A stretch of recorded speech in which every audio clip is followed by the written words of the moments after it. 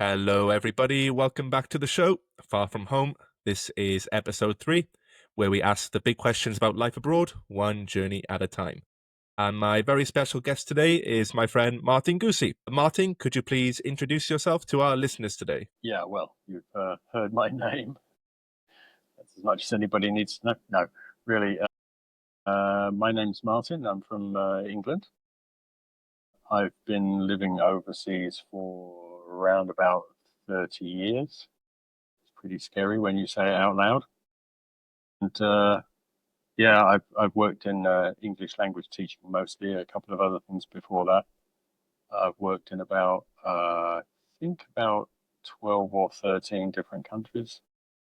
Visited over 60 in the course of my travels, and had the pleasure of meeting you in Vietnam a few years ago. Yeah. I'm just trying to think of when the last time we saw each other was. I think we met for a beer in Saigon. Was it 2 or 3 years ago? Yeah, yeah, that's right. I think Yeah, that's something. before you moved to China, Yeah, or you and since visited. then, you've... no, was I visiting? I can't remember. No, I must have been living in Saigon then. Yeah, But now you find yourself in Egypt, and I've made a that's list of right. the Yeah, countries I know you live in. So you've taught in, as far as I know, Turkey, Bosnia with Sarajevo, Saudi Arabia, Bangkok, Spain, Egypt. What other countries have I missed there? yeah. So I did my original teaching certificate in Cairo, funnily enough, with International House. Days when it was called the TEFL before it was the CELTA, and was offered a job here but didn't want to stay because in those days I just wanted to keep moving, you know. And I went to Slovakia for one term. That was the last term of that year. And then they asked me to stay, and I didn't want to stay there either because I wanted to keep moving. Then I went to Turkey for 4 years. I had 2 years in Sarajevo, as you said.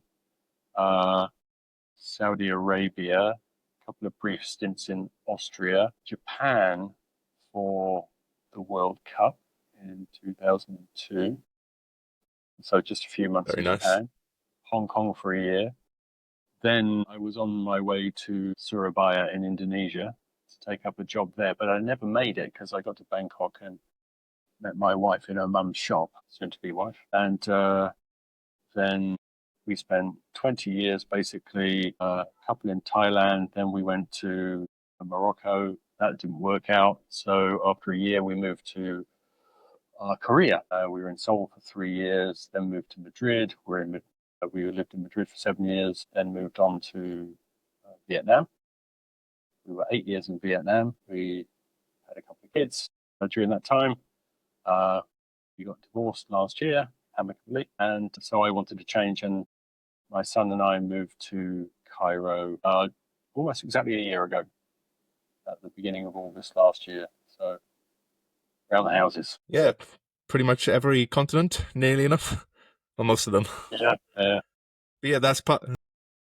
That's part of the reason I want to talk to you today, because your history around the world is quite extensive.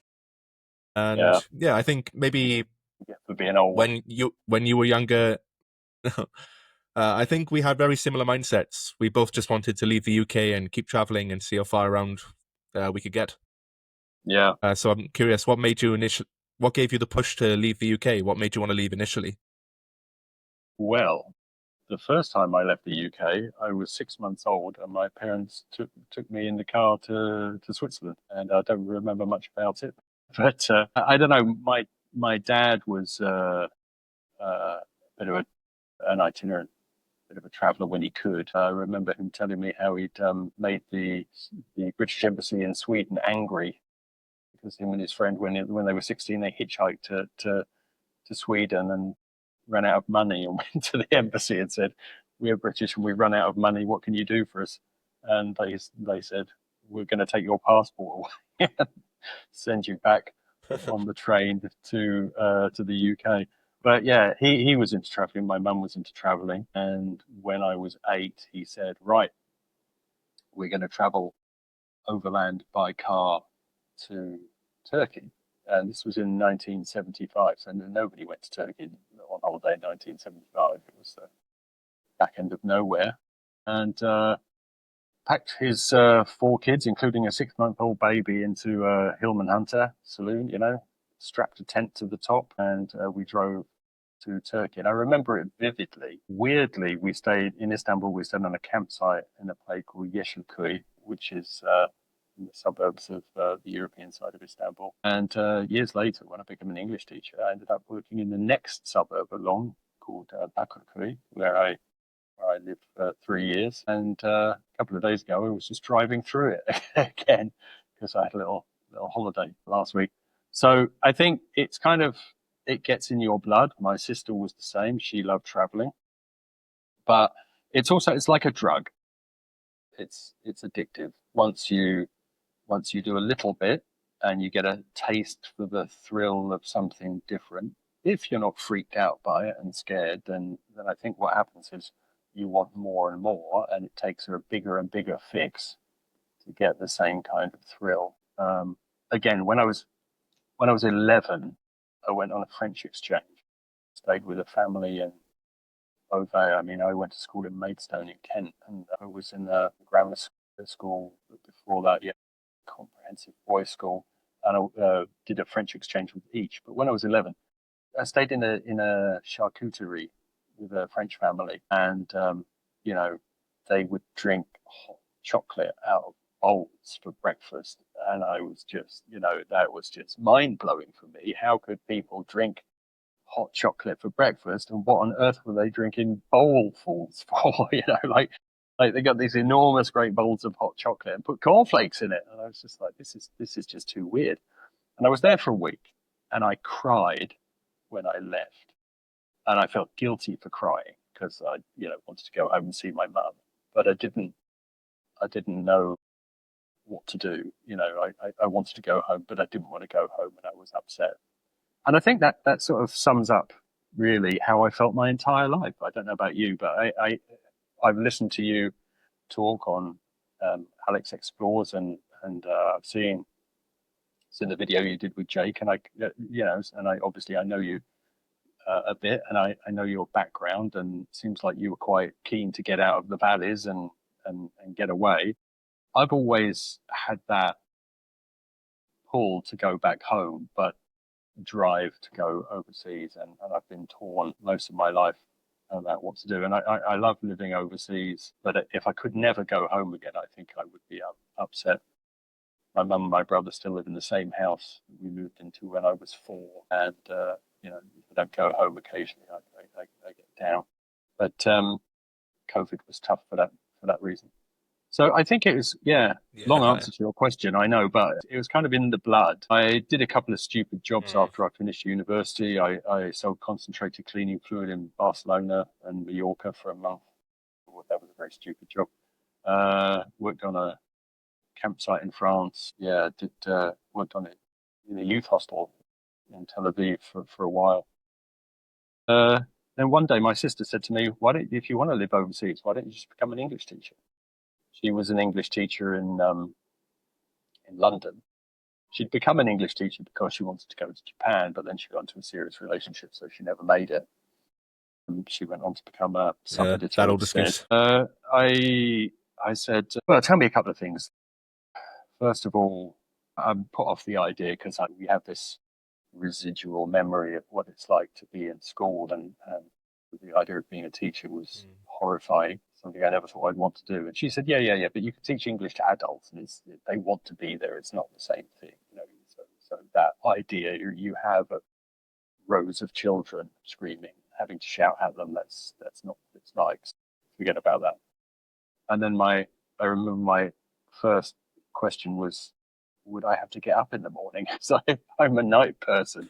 And she said, well, no, because all the classes are in the evenings and at weekends. So basically, yeah, that's when you work. So if you don't mind working in the evenings and at the weekends, in the TEFL industry, that is not in international sort of stuff like that. But if you don't mind doing that, then it's Mm. it's ideal for you. And I said, okay, sign me up. And she told me Yeah, how to get I qualified and actually what had to do that on moment course. myself. Yeah. So when you Yeah, had it, the evenings of where were you at that time? my first TEFL job, teaching this foreign language job, was in northern China.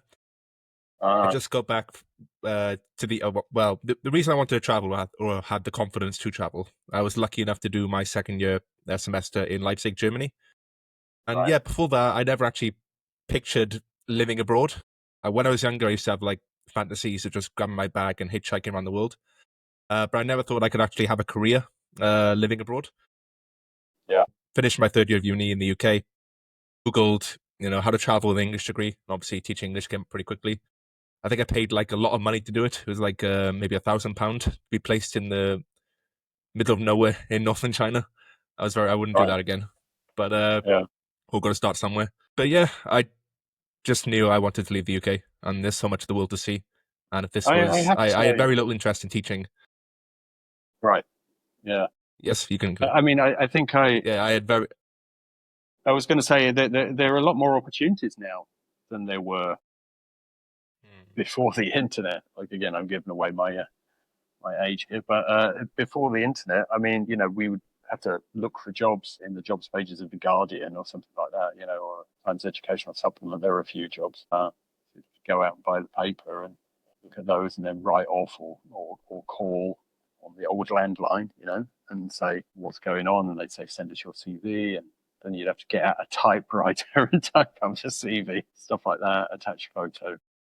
How long would that process take before the internet? Uh, well, I don't know. It depends on you, I suppose. Depends on how enthusiastic you were. But I remember the good jobs with the serious organizations, the application processes, British Council, International House, they were much more rigorous. And so sometimes I would find that by the time I got halfway through the application form, I'd been offered a job somewhere else. I didn't join those sorts of organizations for quite a long time because um, yeah, because it took a long time to do that. Funnily enough, after I did my uh, I did my TEFL certificate, as I said, in Heliopolis in Cairo at International House, which is now defunct. Uh, they said you'll have to come back in. Well, it was a same as the CELTA. It was a 4 week course. They said come back at the end of 4 weeks. So come back after 4 weeks to get the results. Because there was no internet, so you could go online and check whether you'd pass. They could post the results to you if you wanted, but we said, oh, no, it's all right. We'll go traveling around Egypt for a month. So I went traveling around Egypt, went into the Bahariya Oasis and Fayoum and down south to Abu Simbel and did a felucca trip up the Nile. This is great. What a lifestyle. And got back to Cairo, got the results, pass, brilliant. Flew back to the UK, and literally 2 weeks later, I was in the High Tatra Mountains in Slovakia because I got back, got a copy of the Guardian, see that an organization is hiring for Eastern Europe, give the phone number a call. They said, oh, can you come up in a couple of days for an interview? So I went up to London, had an interview, was offered the job on the spot, even though hilariously I got all the answers to the questions wrong. They asked me grammar questions and stuff like that. Being newly qualified, I didn't really know any of the answers. So the guy said, okay, where would you like to go? Pointed to a huge map of Eastern Europe on the wall behind him, full of pins, and said, where would you like to go? But don't say Prague, because everybody says Prague, and Prague is full, so you can't go to Prague. So I chose a town in Slovakia. And I said, how come you're offering me a job? I got all the questions wrong. He said, yes, but you admitted that you didn't know the answers and you would find out if you had to. So an interview tip for you, be honest if you can. But he said, okay, there's a leaving on Friday. Can you make that?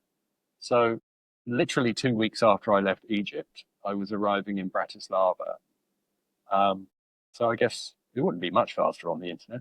When I got there, I forget the name of the town that I was supposed to go to, but they asked me who's going there, and I put my hand up, and they said, "Oh no, well you're not going there. You've been reassigned to a town called Svidnik. Svidnik is in the extreme northeast of Slovakia, close to the border with Ukraine and Poland, in a place called the Dukla Pass, where they had a massive tank battle in World War II. And the Russians invaded. They sent me out there, and we had some induction in Poprad, which is a town again in the High Tatra Mountains on the border with Poland. And after a couple of days induction, they said, "Would anybody?" It's just the end of the. So this is like springtime. They said it's just the end of the ski season. Does anybody want to have a skiing lesson? And I said, oh yeah, sure, I'll have a skiing lesson. I've never skied, so we went up into the mountains, and I was wearing my hiking boots. And as I was sitting in the snow putting the skis on, I noticed that sand was falling off my boots. And I thought, hey, what sand? Where's that come from? And I realized it was because literally 2 or 3 weeks earlier, I was traipsing through the Sahara Desert in Egypt. And here I am dropping sand from the Sahara into the snow on the high Tatra Mountains and thinking to myself, I don't know about teaching, but this lifestyle is fantastic. This is what it's all about, being in the Sahara one moment and in the skiing in the high Tatras another moment. It seemed amazing to me that you could do that, and that's why I decided to stick with it. Yeah, I think I definitely relate to that. But I'm just curious, did you ever have a moment where you thought, okay, the fact I'm moving around so much is maybe detrimental to myself in some ways?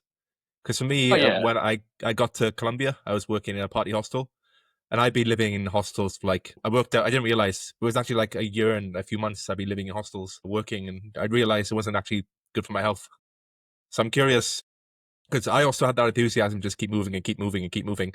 But I think after a while, that lifestyle does catch up with you. And I'm curious if you had yeah, that yeah. feeling. I mean, definitely. I think if anybody's watching this and thinking about doing it as a career, or listening to it and thinking about doing it as a career, I think you have to be resilient and you have to know yourself. I have had some lows as well as those highs, and very big lows as well at times. And I know, Alex, how interested you are in mental health and men's mental health in particular, and how we're supposed to be tough and we're supposed to be resilient. And you have to be prepared for those lows. I often say to people when they're just starting out, look, you're living overseas. This is not a holiday. When you go on holiday, you'll have a thrill. Maybe you travel around a bit, and every day's different, every day's new. But when you're living overseas, it's life. And, you have your natural biorhythms and you have your ups and downs, and it's not always good. And so you have to be prepared for that, and you have to know how to cope with it. And sometimes you have to cope by yourself. And yeah, I had really low moments.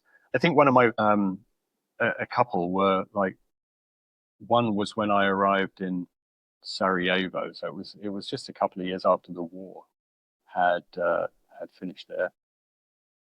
So it was a bit crazy, a bit Wild West in some ways. A lot of S4 troops, as they were, um, scattered around the place, and I would have to walk to work past Italian soldiers wearing flak jackets and helmets, and I'm just wearing my shirt and your trousers and carry my little bag and thinking, oh, I feel totally underdressed. And the place at that time was kind of on the cusp of normality, if you like. There were very, very few English teachers there at the time. I mean, of course, you've got the local English teachers that work in schools and stuff like that, but I'm talking about the expat community. And I had this incident where, uh, what do you do when you're single? You have no friends, few colleagues, and you don't know anybody. You go to bars and you go out drinking and try and meet people. And there were 100,000 foreigners in Sarajevo at that time, but probably about 20 English teachers. And I'd just come from Istanbul and Ankara, where if you went into a bar and you saw a foreigner, you wouldn't say, hi, what do you do? You'd say, where do you teach? Because they were all English teachers. And usually pretty friendly and welcoming, if a bit odd sometimes, some of the characters. But I went up to somebody, let's be honest, a young lady that I found attractive, and I said, hi, what do you do? And she told me she worked for an NGO, which most foreigners did if they weren't soldiers. And she said, what do you do? And I said, I'm director of studies for a language school. And she said, I don't know what that means. And I said, well, basically it's like English teaching. And she turned around and looked at me with a sort of sneer on her face and said, it's because they've started sending people like you that I'm leaving next week. It was just, brutal. Uh, I we've must all have been got there, man. annoyed. It happens to the rest of us. And I said, no, nobody sent me here. This is the thing. She was, I mean, I did talk to her a little bit more, and she was, the whole thing in Kosovo was kicking off, and she was just about to move from Sarajevo to Kosovo to Pristina. And I said, nobody sent me here. I don't work for some agency. And I tell you what, in 10 years' time, there'll be none of you lot here, right? Because you'll all have abandoned the place and moved on to the next crisis joint. And the place will be full of English teachers. And the people of Bosnia will be much happier for it, quite frankly. So, but I did move to Sarajevo. I didn't know anybody there. I didn't have one friend and no contacts apart from the school director who'd employed me on a recommendation from International House. And yeah, so I got very, very lonely, and I ended up loving the place. It's one of my favorite places, but at the time it was really hard. And then I had another couple of times where I fell out with colleagues for various reasons. And I think the reasons aren't really that important as much as the fact that you realize you live in a kind of goldfish bowl community and that you socialize Mm. very often with the people that you work with. And when you're back home in your own country, it's very easy to draw a line between your work and your social life. You've got your friends from school, from outside, sports, whatever, people that you know that you grew up with. And when you're having a bad time at work, you can go out and you can bitch to them about how bad work is, and they'll be sympathetic and, take your mind off it. When you arrive in a foreign country where you don't really know anybody, your colleagues become your friends and your Mm. support network. And then if you fall out with them, things are going to be tough. If you end up being isolated from work colleagues, so you can find yourself in a really tough spot. So yeah, it can be Yeah, hard, there's a but few. th- life isn't easy, right? Yeah, there's a few things that made me think of. Like, I don't know about you. Have you maybe you've had like a kind of like a love-hate relationship with the country? For me, when I lived in Tokyo, like I kept telling myself every day, "This is Japan. This should be the most amazing experience of my life." Right. And some of the highs of my time living there are amazing. But that was the time I think I realized where I truly meant to be alone. Because in China, I had friends who did the same type of course as me. In Bangkok, I lived in quite a nice little community with a lovely bunch of people. But yeah, Tokyo was a really big challenge for me because I didn't get on very well with people in charge at work. Right. Right. Yeah. Me and the people who did get on with, we were spread out quite a lot. And obviously, anyone who lives in Tokyo know the train finishes at midnight. Or you can go into central Tokyo, but you have to leave at midnight or stay up till 6 a.m. And spend a lot of money, which isn't really uh, recommended on an English Yeah. teacher salary in Tokyo. Yeah. Yeah. But yeah, I'm curious if you've ever had like a proper. This should be amazing. I love this country, but it's not good for my health. Have you ever had a relationship like that? Yeah, I think Turkey actually. I did a lot of growing up in Turkey, and as I said, weirdly, I just this month I've been back in Turkey for the first time in 25 years. So, as I said earlier, my dad drove us to Turkey in 1975. I went backpacking around Turkey and the Middle East once interrailing. So, I went there a couple of times before I became a teacher. I didn't intend to live there, but I was struggling to find a job anywhere else. When I was newly qualified, it was harder to find a job, I think, in those days, and there were a lot fewer opportunities then than there are now. Anyway, TEFL is much more global than it used to be. You could always get a job in Poland, but I didn't. After Slovakia, I didn't want to be somewhere freezing cold during the winter. I tried. Somebody was trying to get me a job in Spain, but struggled because I didn't have much experience, less than a year. So I ended up going back to Turkey because I was offered a job in Turkey, and I did a lot of drinking. This is a topic I know which is close or far from your heart, depending on which way you look at it. But yeah, I did a lot of drinking. I think I went out drinking pretty much every night for 4 years that I lived there. We didn't stay in the summer, so they were kind of 9-month contracts. But one day I didn't go out because I had flu, and then the next day I thought, yeah, whiskey and lemon might help ease the pain. So I went out for drink. I certainly didn't get drunk all the time, but I did a lot of drinking and I had a lot of fun.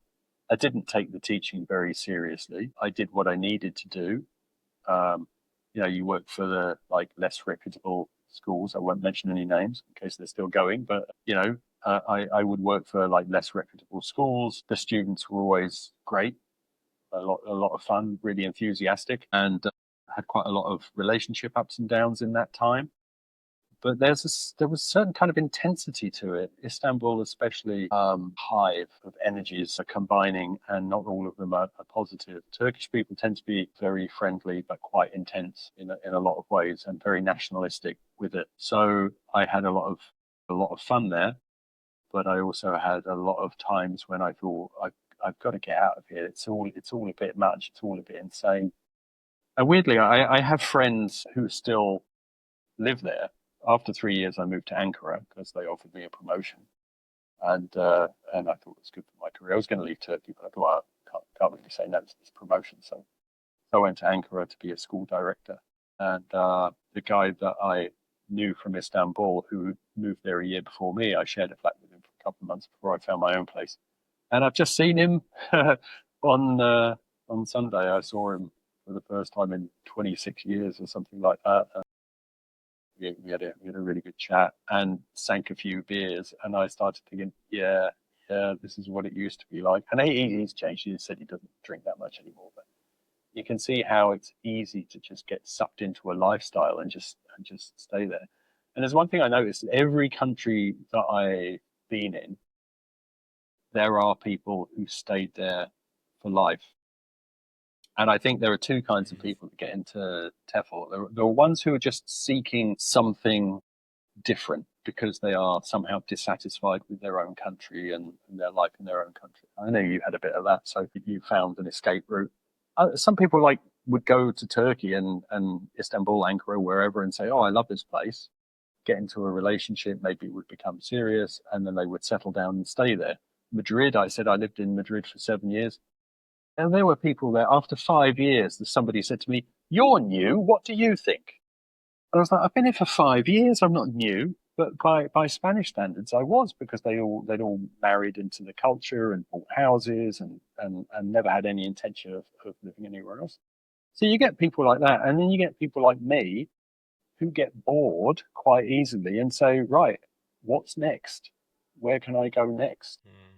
I want something completely different. And I think you and I are a I want little to, bit yeah, similar in that way. Yeah. yeah, I want to question that because obviously you've seen a lot of the world, you've lived in lots of different places, but you've always been in TEFL. What do you think has kept you in TEFL specifically? And yeah, Mm. what advice would you give to aspiring TEFL teachers with your extensive experience? Yeah.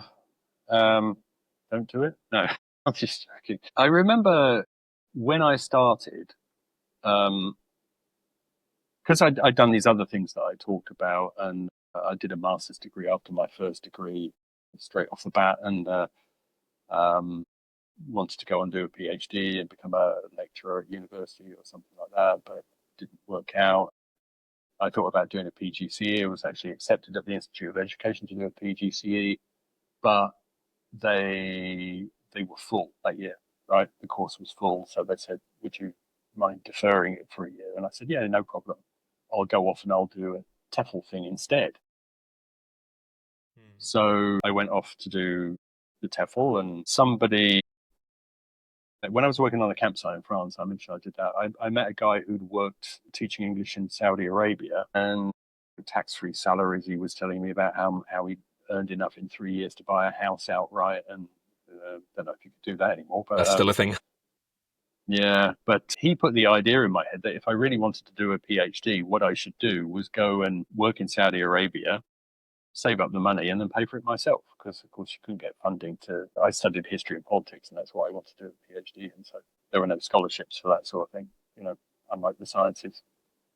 Um, so that was part of my motivation, was to keep doing it until I had enough experience to go to Saudi Arabia. When eventually I did make it to Saudi Arabia, I was already in the midst of a career. And so two things kept me going. One was the fact that it sort of became a career by default. Mm. And then, if you're offered a promotion, you think, oh yeah, that's good for my CV. I'll do that. And then the second thing is that you say the world is your oyster kind of thing, but it's so vast and it's so different, and there are so many opportunities out there that there's always, I could just go there. Oh, I could just go there. There's always something more just around the corner, something different. So I didn't like the idea of working in one place. I didn't like the idea of teaching the same course book again year after year after year and doing the same thing. I got quite a low boredom threshold. But of course, you can keep things interesting by changing countries every couple of years or every year. You can keep things interesting by teaching different ages, by teaching different levels, by getting promoted and doing different things. In fact, when I got promoted once to like a coordinator position, one step up from being a teacher, I heard there were three of us got promoted at the same time, and we were talking about how another teacher had said, ooh, you're so ambitious. Like, what's wrong with just being a teacher? And I think the three of us all agreed that none of us applied for the promotion because we were like overly ambitious. It was just that we wanted to do something different. We didn't want to just the same course book over and over and over again, the same grammar, the same vocabulary. We wanted to try different things. And what happened with me was that I had a vast number of different jobs for different organizations, and I got into sales and marketing, and human resources issues come up. You get involved in interviewing and writing, I don't know, disciplinary procedures or whatever. But there's always something different. You could be doing timetabling in one job and then in another job doing something else entirely. Eventually, I started speaking at conferences as well, and that was a similar sort of thing. It wasn't that I thought, oh, I want to stand in front of an audience of 100 people and start lecturing them how to teach, as much as the fact that, ooh, this one's in Bali. And if I go and speak at this conference in Bali, then I've got a great opportunity to go to Bali because somebody is going to pay my ticket to go there. So I said, I've lived in 12 or 13 different countries. Setting up training courses has taken me to multiple other locations. It's taken me to Sri Lanka a couple of times, to Colombia, all over Europe. Got invited to a meeting in Mauritius once. So I had a 3-day meeting in Mauritius, and I was able to add a few days and ended up having a 10-day break in Mauritius and Reunion. So it's about, I think, if you have that mindset, you spot the opportunities of thinking, okay, this industry is very far from being the best paid industry in the world, But if you can work it so that somebody will pay for you to go somewhere, then that's got to be a good Yeah, thing. you've worked out quite well there. Yeah. So my That's how last I question ended about up. TEFL. Sorry, I was just going to say that's ended up going to Japan actually because the World Cup was on. So I was leaving my job in Saudi Arabia, and the company I worked for offered me a regional director's position in China. But I thought, no, England had just qualified for the World Cup. And in The Guardian, it said it's a long way to go, but it might just be worth it because it's so far and it's so expensive. Very few people actually go. You might actually get tickets this time. And I applied to England Fans, the official England supporters club, and I got tickets for every game up to and including the final if we got there. So when we lost to Brazil in Shizuoka, which was actually where I was working in Shizuoka Prefecture, I was there, and I'd got somebody to pay my flight to Japan. They said it's really expensive, £5,000 probably for a month in Korea or Japan for the World Cup.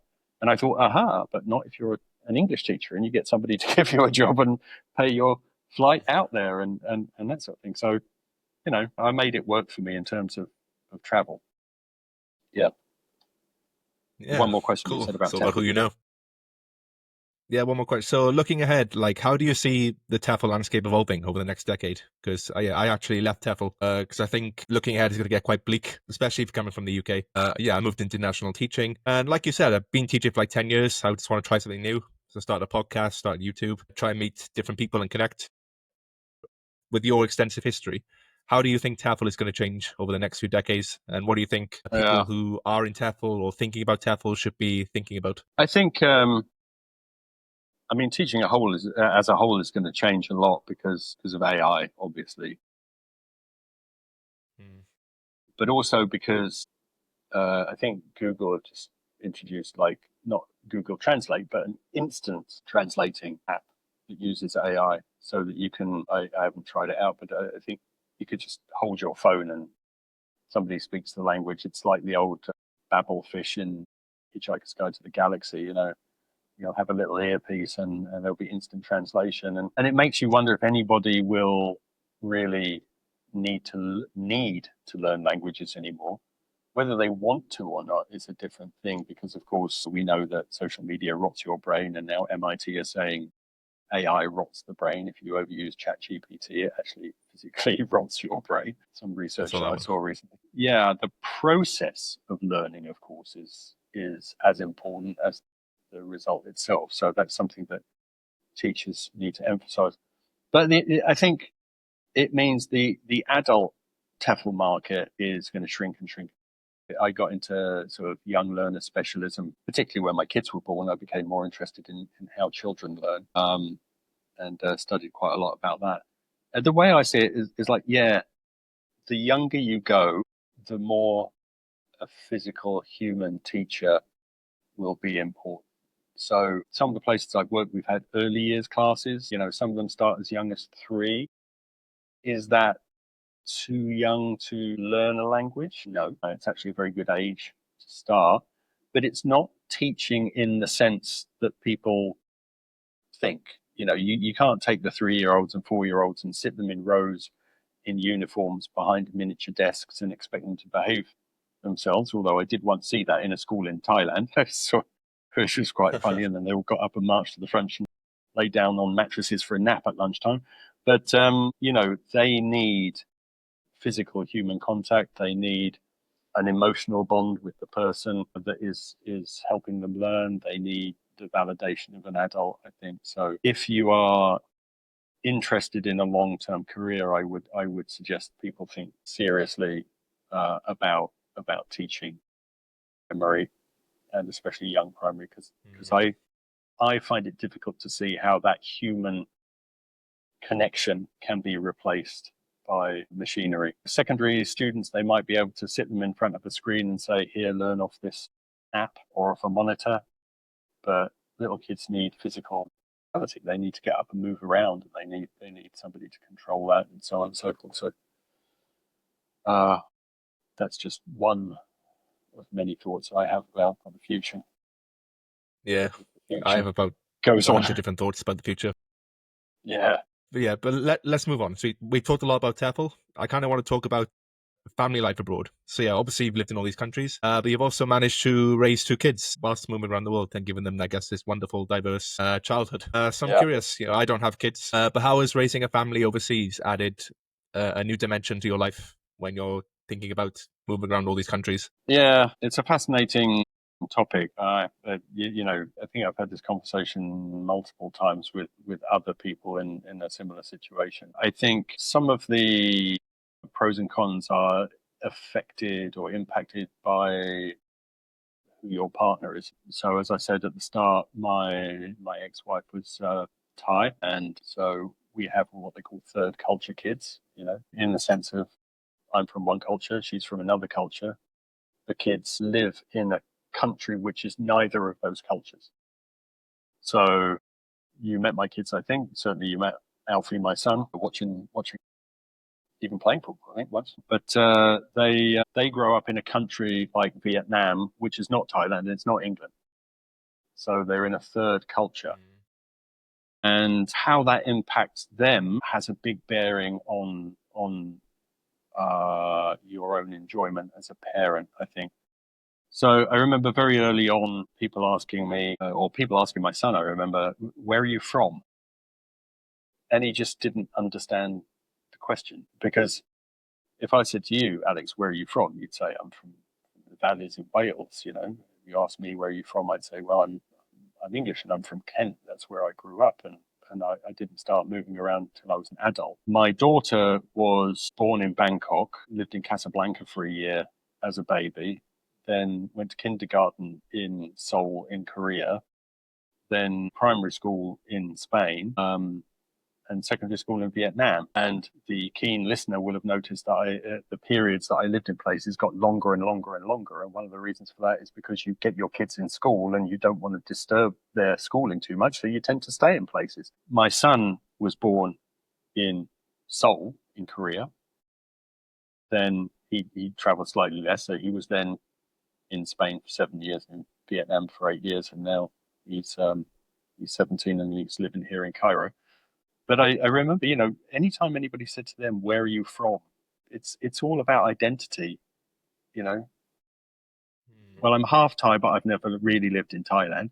I'm half English, but I've never really lived in England. I don't I don't know where I'm from. And I remember actually a funny incident where we were on Montjuic in Barcelona. When we lived in Madrid, we went up to Barcelona for a bit of a family holiday, and we were queuing up to buy tickets to go into the fortress. And there were some people there from the tourist office doing a survey of where people were from. And we were standing there, family of four, and I think Alfie was probably about four at the time, 4 or 5. And she said, "So where are you from?" And I said, "England, Thailand." Pointed at the kids, "England and Thailand.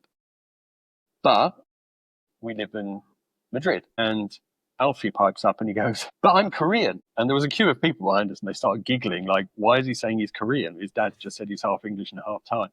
And I said, no, you're not Korean. And he said, "But I was born in Korea."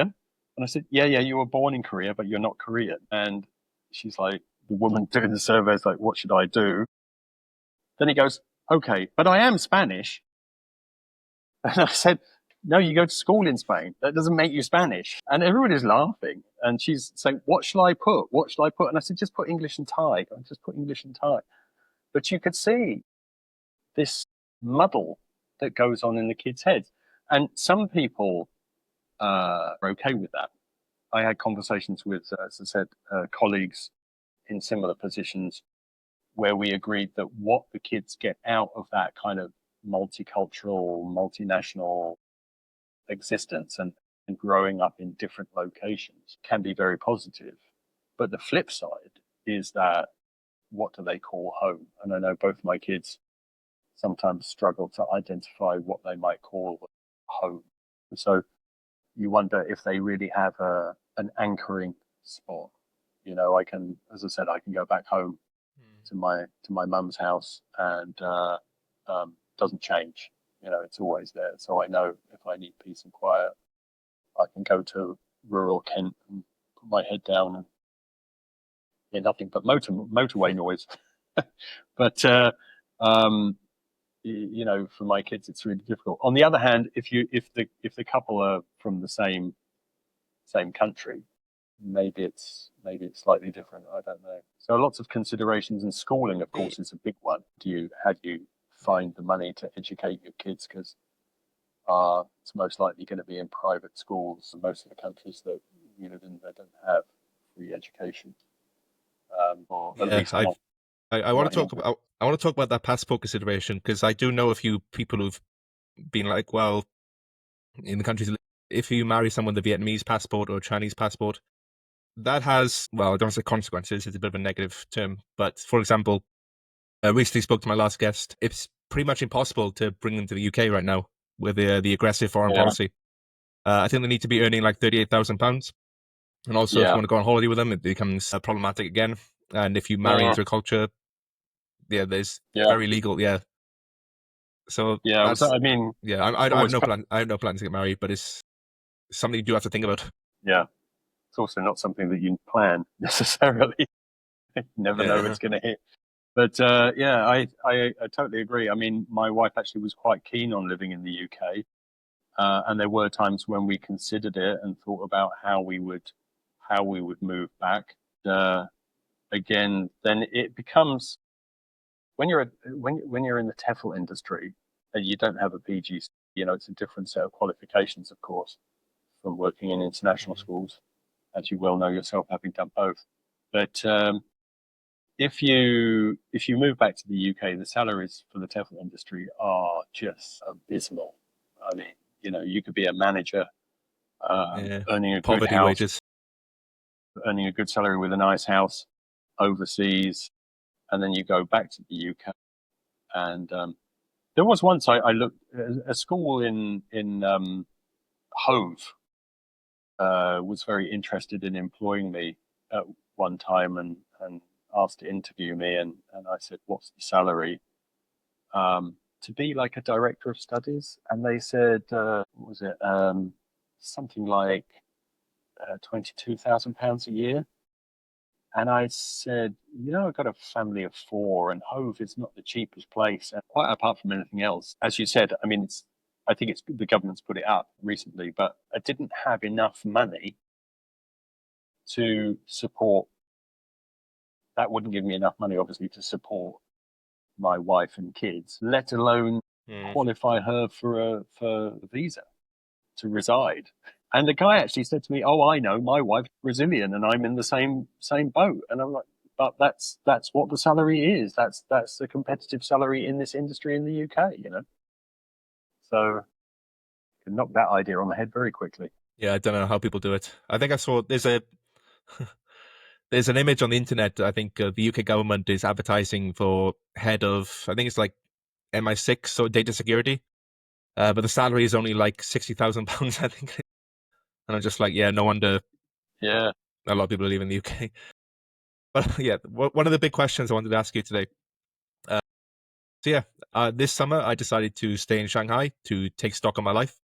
Be Uh, planning out what I want to do in my life. Starting a podcast, thinking about exploring other things. But yeah, I planned out the decades, even up to my retirement, what I want that to look like. But I've realized I didn't plan for kids. So just so the listeners know where I stand with having kids, I'm open to the idea of having kids. But obviously, as a millennial in his nearly mid-30s now, it's practically becomes very, very difficult. It's becoming increasingly expensive, lack of stability of being an international school teacher. You could be very stable in your school, but a new manager come in or new owners, and they just turn the place upside down. Uh, so yeah, it feels like it's not going to happen for me. I find modern dating really unsatisfying, exhausting, and not worth the effort. uh, I put maybe like a sidebar for adoption. Then that'd be an avenue I'd be interested in exploring. That'd be like mid 40s with the way my uh, career is looking. But yeah, with all that in mind, as someone who's lived a very similar lifestyle to me, what would you say to me about fatherhood? Would you encourage me to do it? Would you give me any warnings? Anything I should consider? What should I be mindful of?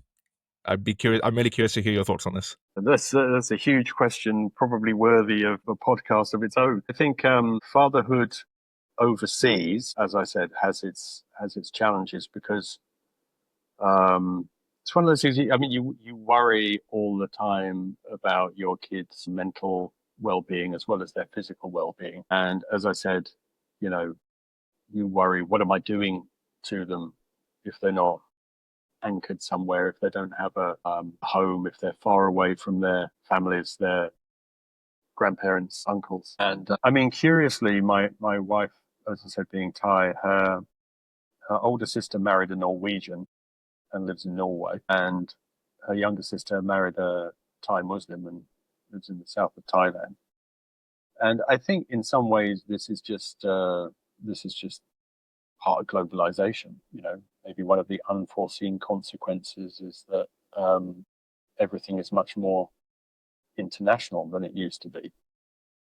And I don't think the world quite understands how that impacts on the kids yet. As I said, there are clear positives. My kids, I like to think, they'll probably listen to this and shout at me afterwards, but I think they're very self confident when it comes to traveling and stuff like that. My daughter was at university in London last year and saying that one of her close friends there had never left the UK. And my daughter's saying, "Why don't we the weekend? I've never been to Dublin." And her friend is saying, "Oh, yes, but we have to plan for months in advance. And what are we going to do about the flights? And where are we going to stay?" And getting really stressed and panicky about everything. So my kids are really global citizens. And that is something that I'm very proud of. You know, they've been to 30 odd countries each themselves. Probably don't remember half of them, but they've been to a lot of different places. and are very comfortable in any culture, in any community. And in a lot of ways, they are what I aspired to be, and maybe what you aspired to be when you were thinking about leaving. So, bringing up children to be like that gives you a lot of pride and a lot of hope, I think, for humanity in the future. The more people on the planet who can interact with each other in a confident and comfortable way is a good thing. But what we don't know is, of course, how that it will affect their mental health in the long term, not having the safety and security of one location and one loving, caring, extended family around them all of the time is something that you have to think about. So I would say if you were going to become a father, think like very seriously about how you navigate the support network that you need as an individual. Because I talked about earlier about some of the challenges of being single and living overseas and being isolated. But one thing I've noticed is that when I was single, I said, I went out drinking a lot in various countries, and like I said, it wasn't just the drinking. I wasn't going out drinking for drinking's sake. I was going out to socialize and meeting people and sort of almost accidentally picking up bits of language. And so I could speak a little bit of lots of different languages, but I'm not really fluent in anything, because I kept moving around. But then when I had a family, of course, I stopped doing that. I went home and played with the kids instead.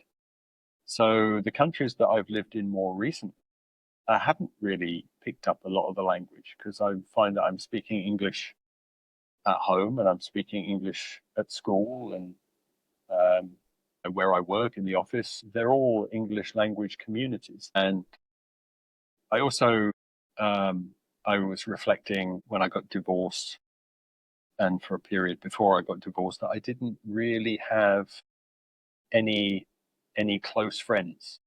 I mean, this is a period when I knew you and we would hang out with other Liverpool supporters and watch games and stuff like that. But and so I knew plenty of people, but I didn't really have any close friends. And you ask yourself what that means for parenthood, because if you are not mentally healthy and strong yourself, I can tell you one thing for sure, your kids pick up on it.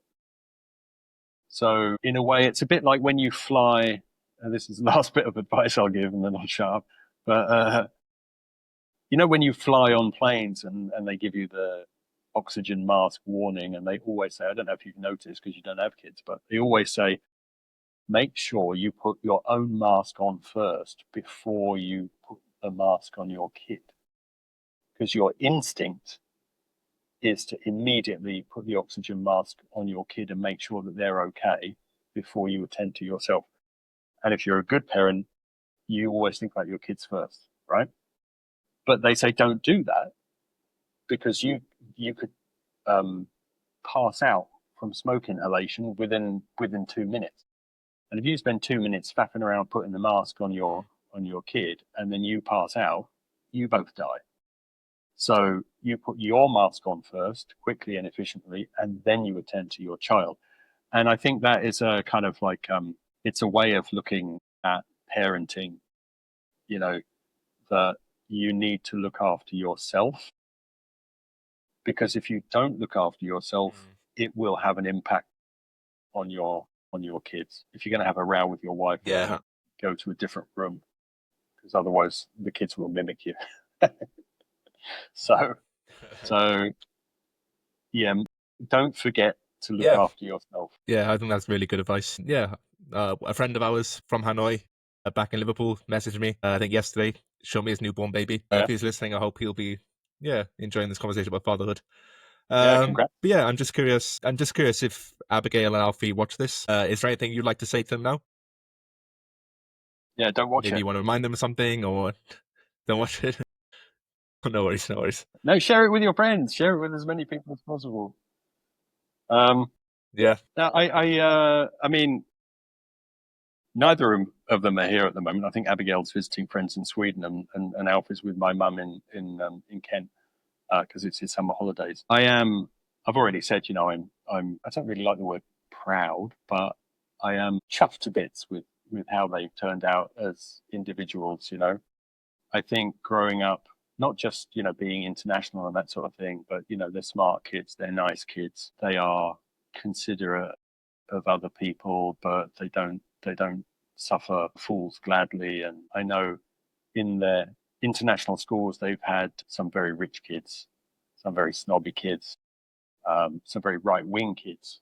Actually, you see some of them, the way that they're brought up, the rich kids, to think that the world owes them a living. And I could give you examples of times when my kids have put other kids straight. And one example recently, my son Alfie was confronted with a bit of homophobia, and from a kid who just hadn't really thought about it, hadn't really thought about sexuality, and Alfie was able to give him a different view on the nature of relationships, and until his friend finally said, "Oh right, yeah, I can see that perspective." And so that, in a very Yeah, well done, Alfie. polarized an increasingly polarized world, I think the world needs more kids like them, and like our mutual friends, who have had kids. Um, I think the world needs more people brought up with that kind of mindset of, I've lived in so many different places, I've seen so many different cultures. I mean, South America and Vietnam, you can't really compare. Chalk and cheese, the Middle East, again, completely different. So you grow up in all of these different places, and you realize that not that anything goes, but lots of different things go. And one of the sad things about the UK is that increasingly people say, no, we don't want diversity. We don't want anything different. We are scared of the difference of having foreigners coming and living here and diluting our culture or whatever. And they're not diluting it, they're enriching it. Quite apart from the fact that UK Mm. is a mongrel nation desperately in search of a pedigree anyway. We're all mixed ethnically, and genetic testing will prove that there is no such thing as English or Welsh or British. So why not be open about it and say, yeah, listen, we're all mixed. Yeah, I'm the least looking Welshman ever. Oh, I don't know about that. You look like you can come Yeah. work down a mine. Yeah, it just came straight back from the pits. We'll start wrapping up now, Martin. We'll be talking for like an hour. So on this podcast, there's two questions I'm trying to ask each and every guest. Uh-huh. So the first one is a nice fun one. Out of all the places you've been in the world, which one do you think our listeners should experience at least once, and why? Yeah, I I don't know that I have one answer, but what I'll say is anywhere that doesn't have tourists. I think all the places I've traveled, one of the best times I ever had was in Syria before the civil war started, before I was a teacher. They didn't give visas to British people in those days, and the British embassy said, "Oh, they'll never give you a visa." But me and my friend managed to get one, and we got in Syria. And the friendliest people on earth, just, they would literally give you the shirt off their back. And I had a very similar experience in Iran. I also managed to get to Iran, and again, they don't like to give visas to British people, so I was quite lucky with my timing, and I managed to get one. I didn't live in either of those places, but wow, history, culture, food, all of it is fantastic. But what I really noticed is that when you go somewhere where there are a lot of tourists, the people change, because then they are no longer interested in you for yourself, but they are interested in you as a source of income. And even if they're very friendly and nice about it, there's still something ultimately transactional about it. So my advice would be, go somewhere where they don't have a lot of tourists. And if you really want to pin me down, Sarajevo is a good starting point. I think Sarajevo, it's a small place, but surrounded by mountains and beautiful nature. Careful of landmines. Really fantastic scenery, brilliantly sarcastic, funny people, food, and yeah, well worth a visit. Yeah. I've not had the pleasure of going to Bosnia yet, but it's on the list. But yeah, I think that's a really nice observation about going to places where tourists don't go. But the last question, if you could go back to that moment before you, I guess, left for your first TEFL job in Cairo, before you stepped on the plane, what would you tell your younger version of yourself? I don't know. I'd travel lighter, take a packet of digestives with you. I don't know. I think things have changed, obviously, but in the old days, I used to like take a lot of stuff with me, and these days, I just don't think you need it. If you take too much from home, maybe you'll have less excuse to go out. I think there's a couple of things actually which I started doing later, which I wish I'd started doing earlier. So one habit I have now is that whatever country I'm in, I try to read a book about that place, whether it's a novel or a history book or whatever about that place while I'm there. And it sounds like a pretty obvious thing to do, but I didn't do it for a long time. You know, I'd be reading classic literature or history or politics, whatever. But I think it adds insight. And similarly, I've just recently started to listen to music from the place while I'm in that place as well, just to give you another angle on local culture, stuff like that. So I think I would tell myself, uh, leave the digestive biscuits behind, and yeah, take a book about the place, listen to some music from the place, which of course is much easier these days anyway. You've got YouTube, you can get anything from YouTube. Yeah, but I had that realization in Brazil. I was reading authors from South America, like the open veins of Latin America, taught me a lot about the region. Yeah. And yeah, I still sing Bicentar. My Brazilian friends will know what that means. But Yeah. yeah, thank you so much, Martin. If you My would like pleasure. people to connect with you online, where can they find you? Well, I'm on LinkedIn. So you could do a search for Martin Goosey on LinkedIn. I think there are three Martin Gooseys. There are only three Martin Gooseys in the world. It's a ridiculous surname, I know, but there are three of us. And weirdly, although I have three university degrees, I'm the least educated of the three of us. The other two are both professors. One of us a professor of genetics and the other one's a professor of engineering. So you are talking to the stupidest Martin Goosey on the planet, which is something for your listeners to cherish. Yeah. Also, I'm on Instagram. If people want to connect, follow me on Instagram. I used to try to post photos from a lot of the places that I've been and add little stories about those places. So, Old Bill Byron is my handle on Cool. Instagram. So yeah. I hope you I hope you start posting pictures and sharing more stories because they're quite interesting. All Thank right. you so Yeah. much, Thank you Martin. very much. No Lovely problem of you. at all. Yep. And good luck. Okay.